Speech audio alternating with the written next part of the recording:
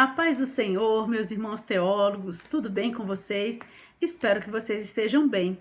Estamos aqui para apresentar a nossa primeira aula do nosso curso básico em teologia com o tema Livros Poéticos. Nossos alunos que estudam à distância, estamos aqui com a nossa aula sendo gravada.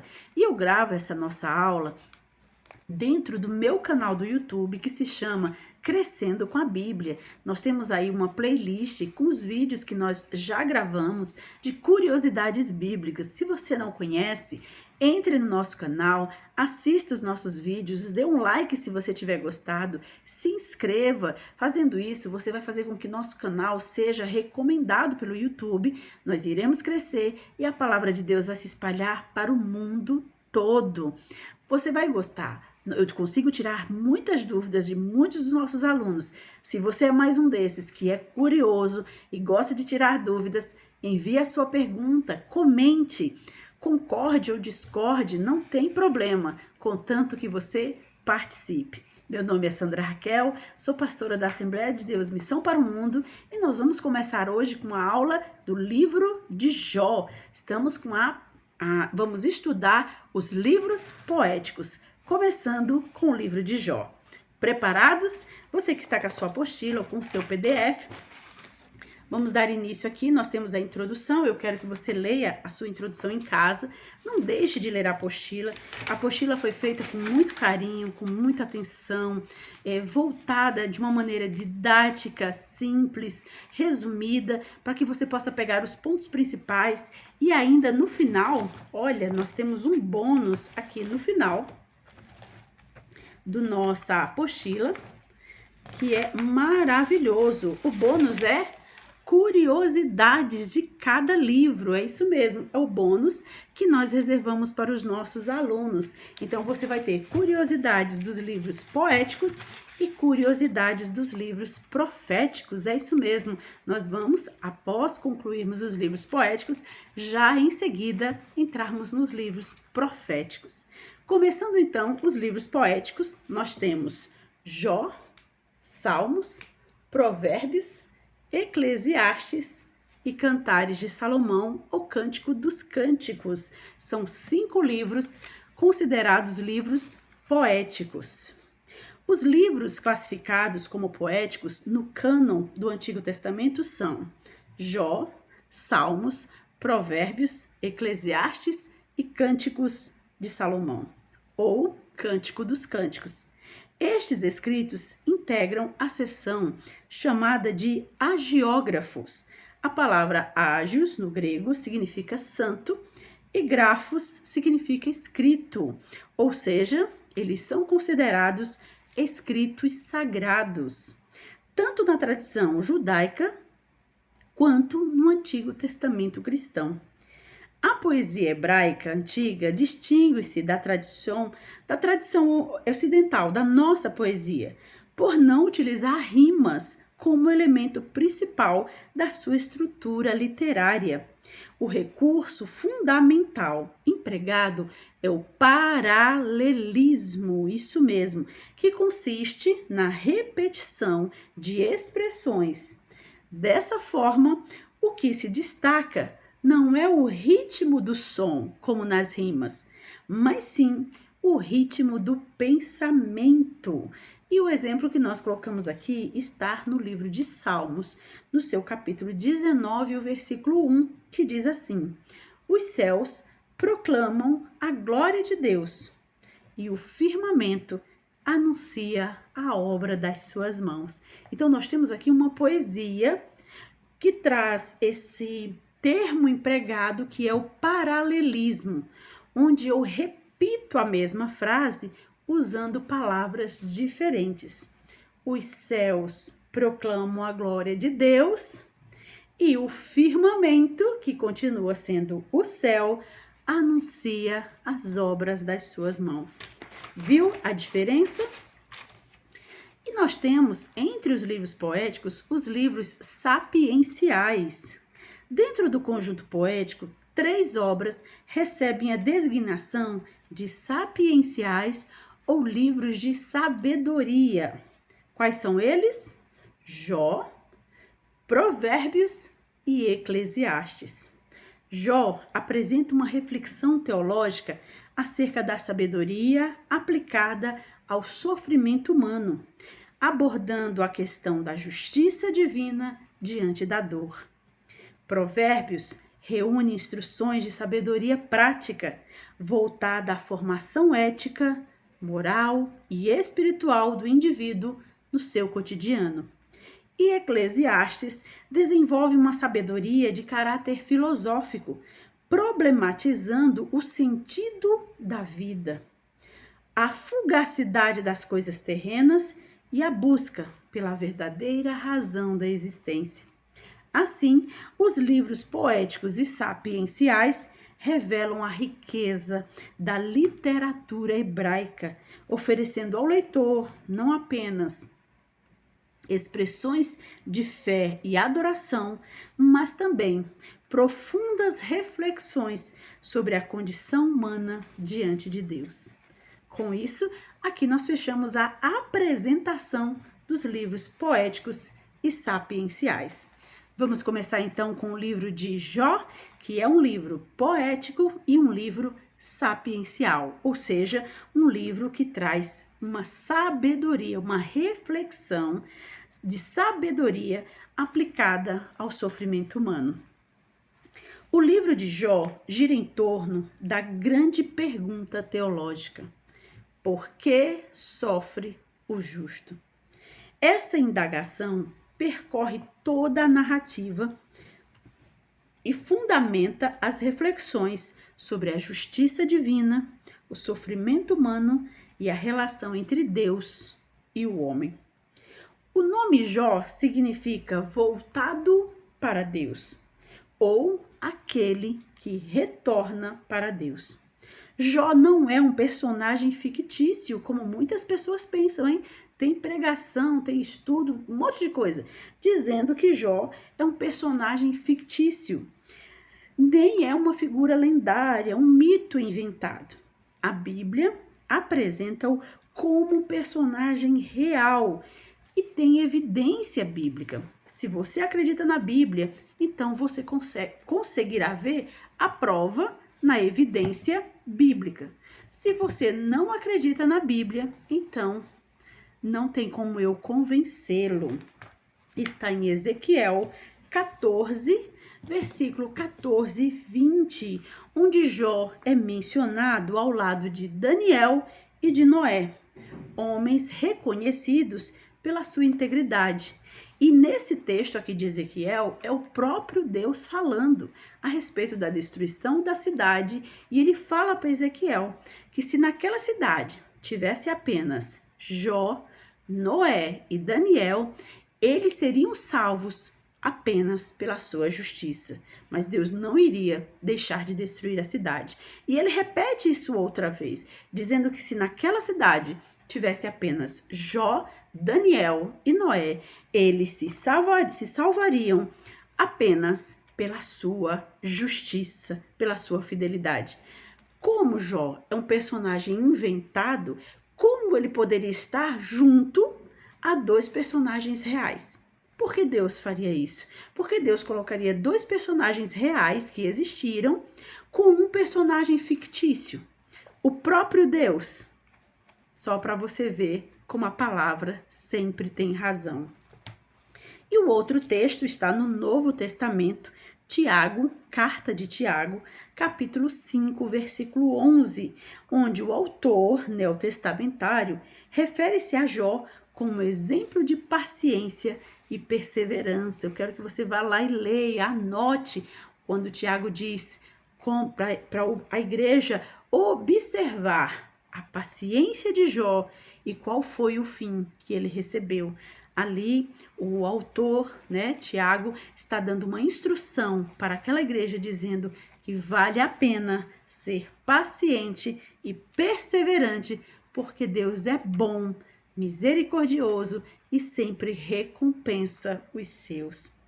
O contexto histórico e cronológico do livro de Jó diz assim: Jó viveu 60 anos antes do seu período de sofrimento e 140 anos após a sua restauração. Isso está em Jó 42:16. Ou seja, quando ele estava com 60 anos, segundo a tradição, começou a acontecer as suas calamidades, aqueles eventos que nós já conhecemos, né? Todo o período do seu sofrimento.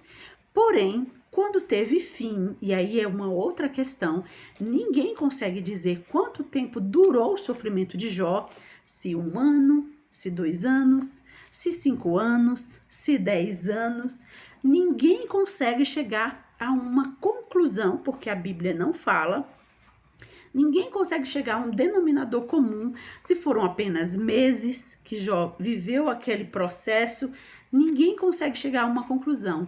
Existem apenas teorias sobre quanto tempo durou. O que a Bíblia diz é que quando teve fim, quando aquele sofrimento teve fim, quando o cativeiro de Jó foi mudado, ele viveu ainda 140 anos. Olha que coisa mais maravilhosa! Como é bom confiar no nosso Deus. Sua longevidade o situa na era dos patriarcas, que era a era onde os homens viviam muito tempo ainda. Exercia a função de sacerdote de sua própria família, o que confirma esse enquadramento histórico. Tanto a época de Abraão, Jacó, Isaac, estes patriarcas que viviam muito, eles também eram sacerdotes do seu próprio lar, da sua própria família. E provavelmente ele possa ter sido contemporâneo de Abraão. Existem alguns estudiosos que o colocam o personagem Jó lá depois ainda de Jacó, dentro ali dos patriarcas, dos 12 filhos de Jacó, lá na descendência. Mas eu sou do pensamento, da teoria de que Jó era da época de Abraão, bem antes de Isaac, bem antes de Jacó e seus 12 filhos. Então, fica aí em aberto, porque é algo também que não tem como saber. Existem apenas teorias. O livro de Jó apresenta um personagem histórico que viveu no período patriarcal e cuja experiência com o sofrimento tornou-se um paradigma teológico para a compreensão da fé, da justiça divina e da perseverança humana. Quem é o autor do livro de Jó? A tradição judaica atribui a autoria a Moisés, afirmando que ele o teria escrito quando residia em Midian, região vizinha à terra de Jó. Você lembra qual era o nome da terra de Jó? Não era Ur, era Uz, com Z. A terra de Uz não possui localização geográfica definida, mas as teorias mais aceitas sugerem que ficava na região de Edom, atual Jordânia, ou aos arredores. O texto descreve Uz como uma terra fértil, com estilo de vida pastoral e em fronteira com o deserto. Ficava ali bem próximo daquela região de Edom, onde hoje é a Jordânia. E Moisés provavelmente ouviu a história sendo contada oralmente, mas ele decide escrever a história. Por isso que ele é tido como o autor da história escrita, não como autor no sentido que foi ele que inventou a história, ou no sentido de que ele estava presente quando a história estava acontecendo. Não. Ele é o autor, porque o período em que ele ficou em Midian, que ele fica 40 anos no Egito, 40 anos no deserto de Midian e depois mais 40 anos no deserto com o povo de Israel. No seu período em Midian, provavelmente ele ouviu a história e achou interessante escrever. E ele traz essa escritura da história de Jó para dentro do seu povo e se torna uma história muito, muito bem aceita, muito querida, muito citada até então, por causa da justiça de Deus, do sofrimento de Jó e sua perseverança.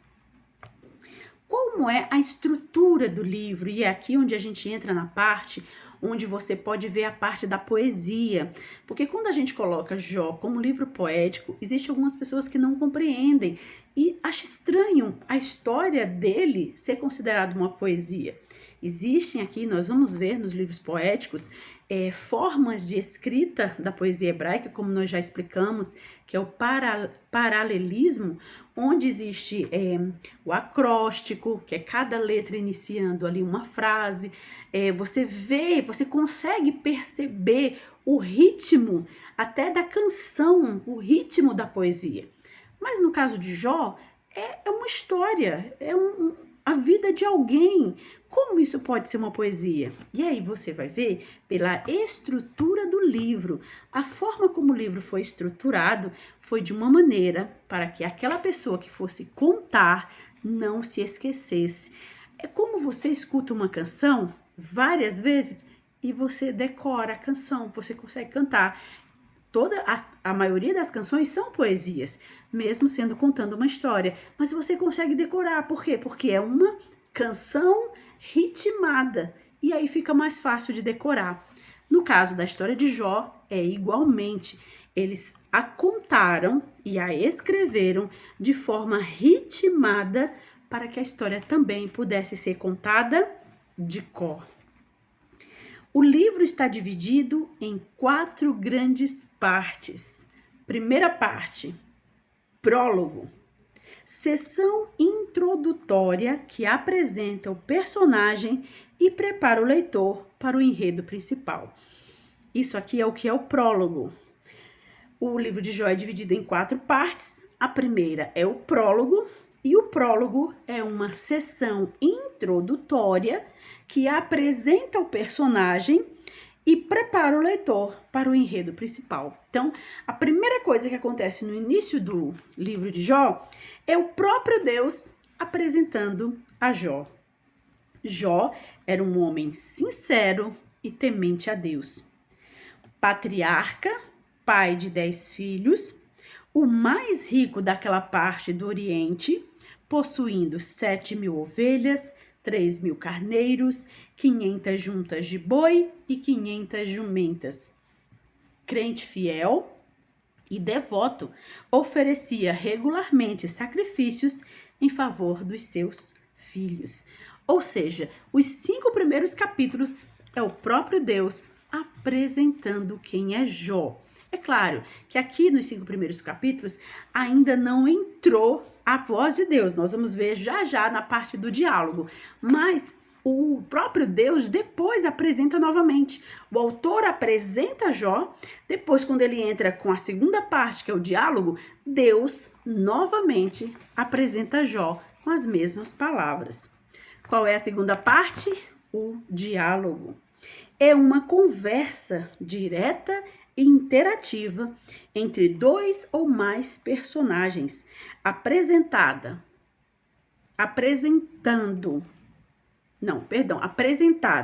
como a fala real deles e não através de um narrador. Ela serve para desenvolver a personalidade dos personagens, tornar a leitura mais envolvente e permitir que o leitor se sinta presente no momento da cena. Então, quando o diálogo é introduzido no livro de Jó, ele não é introduzido como na primeira parte, que é o prólogo, onde o narrador conta sobre Jó. Aqui, ele vai fazer o diálogo como o próprio Deus falando sobre Jó. O personagem, aqueles que vão desenvolver o diálogo, eles falam de forma real. É como se Moisés estivesse escrevendo no momento em que estavam acontecendo as coisas. Ele quer que os personagens participem com a sua fala real, não com a fala do narrador. Então o Senhor disse a Satanás: "De onde vens?" E Satanás respondeu ao Senhor: "De rodear a terra e passear por ela." Os 3 amigos de Jó também fazem parte do diálogo. Ouvindo, pois, 3 amigos de Jó todo este mal que tinha visto sobre ele, vieram cada um do seu lugar. Os amigos precipitaram-se em julgar que todo sofrimento e consequência todo sofrimento era consequência do pecado. Cerca de um quarto do livro é composto por diálogos entre Jó e seus amigos. E o erro deles foi achar que todo sofrimento é consequência de pecado. Então Jó tinha que confessar o seu pecado, porque com certeza ele não estaria sofrendo se não fosse um grande pecador. Jó fala 9 vezes, ele faz 3, Bildade 3, Zofar 2, Eliú 1 e Deus 1. As acusações feitas a Jó são: Elifaz acusa Jó de não ser reto, Bildade o acusa de impiedade, Zofar o acusa de arrogância e Eliú o acusa de reagir mal ao sofrimento. Embora trouxessem verdades parciais, os amigos não apresentaram a verdade completa acerca da causa do sofrimento de Jó. E aí nós vamos para a terceira parte da narrativa da história de Jó. Como eu falei, foi dividida em 4. A primeira é o prólogo, que é quando eu faço uma introdução de quem é o personagem, apresentando ele. O segundo é o diálogo, onde os personagens começam a interagir uns com o outro. E o terceiro é o monólogo, que é um discurso extenso, feito por uma única pessoa, revelando seus pensamentos, sentimentos, memórias ou conflitos internos, sem a interrupção ou reação de outros personagens. Jó expressa longos discursos de seus pensamentos, sentimentos e angústias sem interrupção. Jó, porém, respondeu e disse, Jó 26, do 6 ao 14. Nesse ponto, Deus intervém diretamente, falando a Jó do meio de um redemoinho. Quem é este que escurece os meus desígnios com palavras sem entendimento? O Senhor apresenta 77 perguntas a Jó, demonstrando a limitação do conhecimento humano diante da sabedoria de Deus. Então Jó começa ali no seu monólogo e falando das suas aflições, das suas angústias, sem nenhum tipo de interrupção.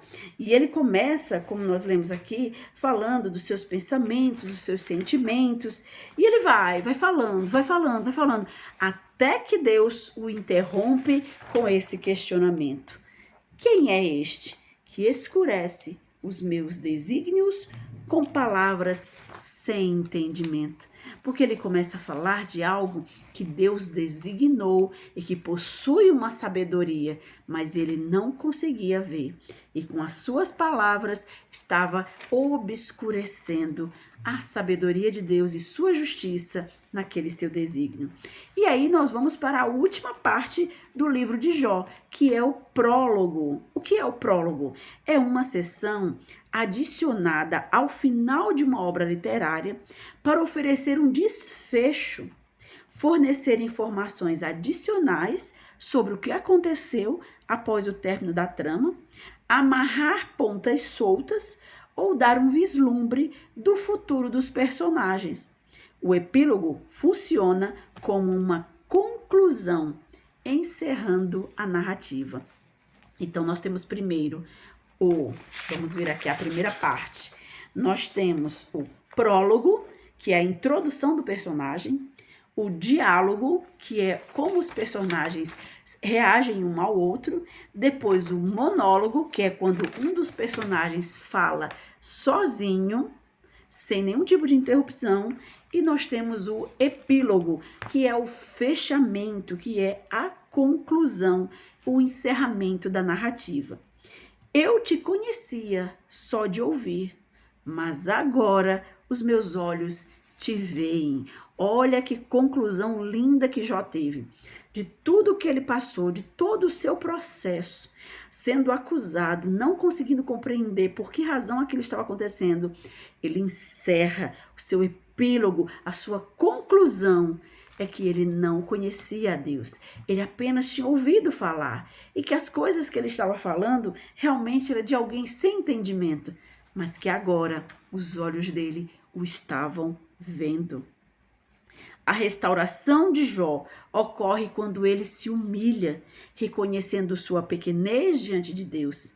Sua vida serve de exemplo para os fiéis de todas as épocas, conforme destaca o Novo Testamento. Ouvistes qual foi a paciência de Jó? E vistes o fim que Deus lhe deu? Isso está em Tiago 5:11. A gente até já citou antes, mostrando que não importa quanto tempo essa história aconteceu, ela ainda é útil para os dias de hoje. O objetivo do livro é demonstrar como Deus, em sua soberania, pode usar a adversidade como meio de amadurecimento espiritual do seu povo e mostrar que até mesmo Satanás pode ser instrumento para o cumprimento dos propósitos divinos. Amém? Vocês gostaram? Vamos fechar aqui com o livro de Jó. Na próxima aula a gente entra no livro de Salmos e eu peço para você que está aí com a sua apostila, leia, faça anotações, tire dúvidas, mande aqui no nosso canal do YouTube, nos comentários, vai ajudar o canal a crescer. Dê um like se você gostou da aula, se inscreva se você não é inscrito, encaminhe para pessoas que você acredita que vai gostar desse conteúdo. E se você tiver dúvida, pode comentar. Se não concordou, se discorda de algo, pode também comentar, porque com isso você também estará ajudando o canal. Que Deus abençoe vocês, fiquem na paz e até a próxima aula.